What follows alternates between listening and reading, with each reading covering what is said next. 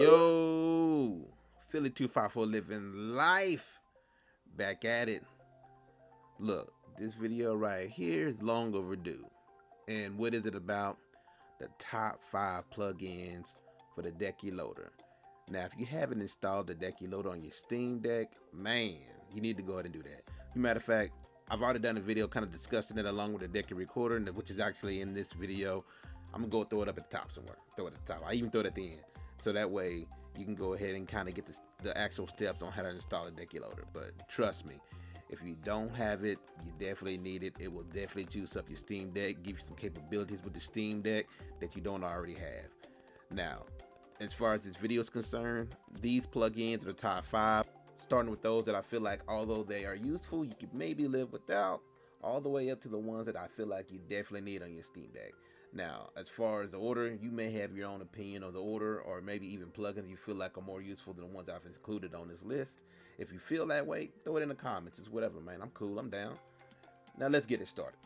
Number 5. Like I did that shit. Yeah. I'm just kidding. I'm just messing around. It's Friday. I'm in a good mood. It's controller tools. So, not a lot going on. Not too crazy. But basically lets you quick, easy way to see what Bluetooth controllers you have set up with your Steam Deck, or you have connected to your Steam Deck. The options aren't a lot. They got a little debug mode and notifications. You can see notifications about it or whatnot. But the biggest thing is, and now this doesn't support every controller that does this, but it actually will show your battery percentage. I know it does it on, I think, the PlayStation 5 controller and the Xbox One X controller. I think the developer is currently working on getting more controllers in on this, but once more controllers are invited into this, well, I won't say invited, but have this capability of showing your battery percentage right there on the fly, man, that'll be a game changer for me. So, of course, if you don't really use controllers with your Steam Deck, you just use strictly for handheld mode, or you really don't care about the battery percentage, or even if currently your controller doesn't show the battery percentage, it may not be the most useful. But you know, if you're using an Xbox One controller or a One X controller or a PlayStation 5 controller or whatever, or eventually if your controllers add to that whole list of Bluetooth controllers to show the battery percentage, it would definitely be pretty cool. Besides, I don't like going to settings to see because I got a lot of controllers, man. I don't like going to settings to see if my controller's connected or not. Sometimes there's like a little bit of lag once the Bluetooth controller's once connected. Right there, just click that little button. I'll see it. Easy peasy, lemon squeezy. Let's jump on to number 4. We have Decky Recorder. Now, of course, Decky Recorder is useful for anyone who wants to record any gameplay or even record any replays of their gameplay they just did a cool moment on or whatever. That's obviously what I'm using to record right now as I speak. Now, Decky Recorder actually has 2 functions, as I kind of alluded to earlier: replay and actual recorder mode. In recorder mode, you can choose whatever video codec you want to use. I just use the default MP4. And as you can see, the video recordings are saved to home/deck/videos. You will have to go to the desktop mode to get that.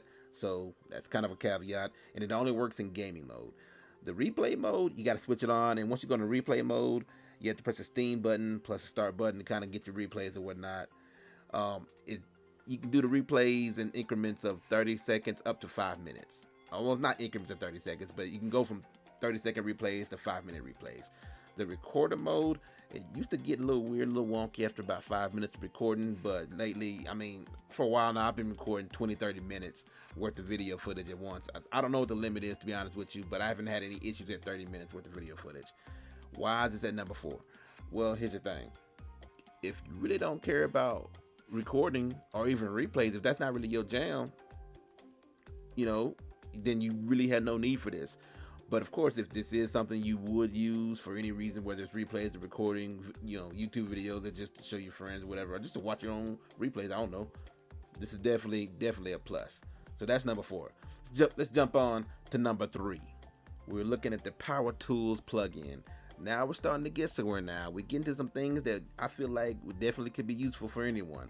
The Power Tools plugin lets you, obviously, just from as the name implies, configure multiple areas from the CPU to the GPU of your Steam Deck to kind of watch power consumption. But the one option I do want to highlight is the charging options. So there's a charge mode, charge current limits, and a charge limit. The charge limit basically lets you, I guess, decide how far you want your Steam Deck to charge the battery while you're playing. That's pretty useful because it helps preserve the battery. So, for example, the ROG Ally naturally has this ability to where you can limit how far the battery goes up. It'll just charge up to about 90% and never go over 100. So if you play on your Steam Deck while on the charger all the time, this will help your battery out. This will help your battery out. It'll never go all the way up to 100%. So you're not just sitting there burning your battery while on the charger. Now, you can always turn this off. You want to get it all, top it up to 100% if you're gonna, go do something, go somewhere, take your Steam Deck with you. But if you're primarily playing while docked or just on the charger, whatever, I feel like this is definitely something you could use. The Power Tools plugin is definitely useful in my opinion, but it's not the top one. Let's go on to number 2, ProtonDB. Man, I've been preaching about ProtonDB on this channel for so long, but for those who don't know, Steam Deck obviously has Valve obviously has their own internal system for Valve verified games, but it's a little slow in the uptake. What ProtonDB does, it's community generated, and the community kind of chips in and lets you know what games actually work on a Steam Deck. A little quicker than Valve system. So within here, you can change the size of the badges that show up on the games. The badges will actually be on the games if you select them. You can change the size of the badge. You can change the badge position. You can actually clear the cache to force the refresh on all the Proton badges. Sometimes the badges upgrade as games become more playable or less playable. So all that is definitely changeable. As you can see right now, I'm showing the different positions you can kind of change and whatnot.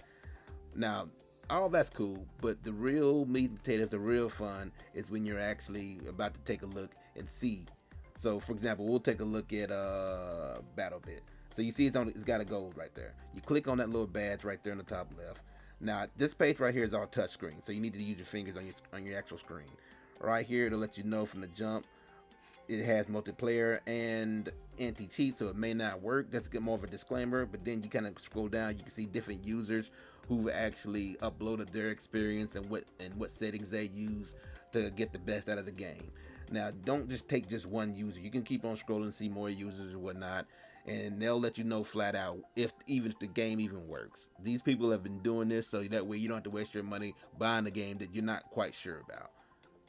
ProtonDB is a must as far as I'm concerned, but it isn't the absolute must.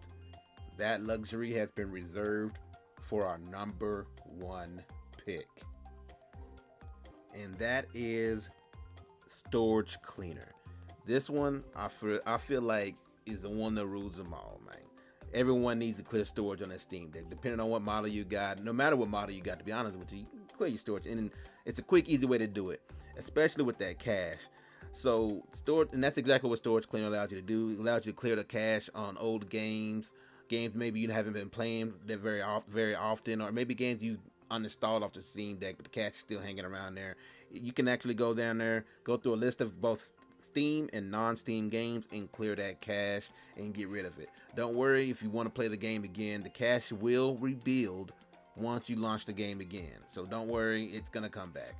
The compatibility, it actually allows you to also clear the compatibility data of the games as well. I wouldn't do that. And there's a simple reason for that.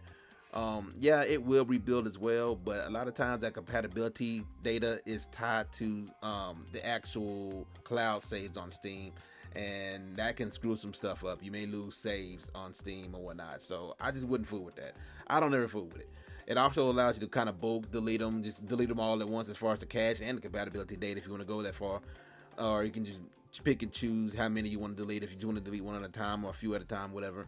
But don't worry, with the cache data, especially the cache data, it always rebuilds once you relaunch the game. Upon relaunch, the game may take a little longer to rebuild, or not rebuild, but launch, because it's re-downloading that cache data. Just kind of FYI on that. But if you don't play the game very often, I mean, you can just wait a few seconds, like a minute or two longer, no big deal.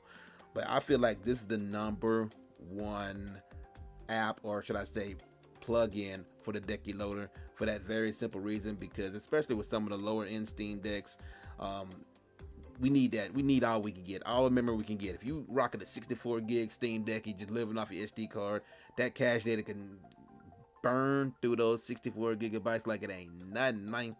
So definitely go ahead and get this one.